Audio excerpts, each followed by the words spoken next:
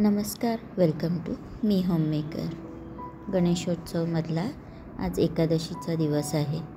त्याकरता साबुदाणा वडा बनवला आहे.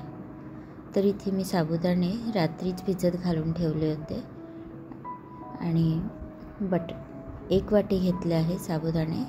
त्यानंतर लाल तिखट, साखर, लिंबू, मीठ, थोडंसं जिरं, दाण्याचा कूट आणि बटाटे उकळलेले. तर हे सगळे पदार्थ आपण एकत्र करूया. इथे हे सगळं एकत्र करून झालेलं आहे. आता आपण वडे करायला घेऊया. तर मी इथे एवढ्या साईजचे वडे करून घेणार आहे. खूप जास्त मोठेही नाही आणि जास्त छोटे पण नाही असे. तर इथे मी बाकीचे पण करून घेतले आहे. याला आता आपण तळून घेऊयात.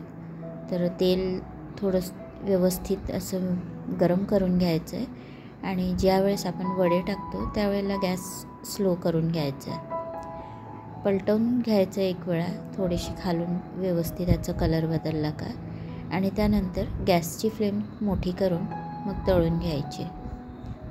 तर इथे हे वडे माझे अगदी छान व्यवस्थित असे झाले आहेत. परफेक्ट असं कलर पण आला आहे. हे मी काढून घेते आणि याच्याबरोबरच 2 मिरच्या तळून घेत आहे. या मिरच्या जास्त तिखट नसतात. आपले वडे तयार झाले आहेत. आता मी इथे दह्यासोबत वाढलं आहे.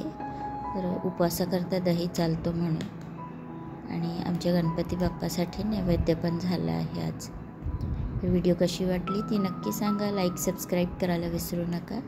कमेंट पण करा प्लीज. आणि इथे ह्या लोकांना लगेचच जे काही बनवलेलं असतं ते खायची घाई असते. धन्यवाद.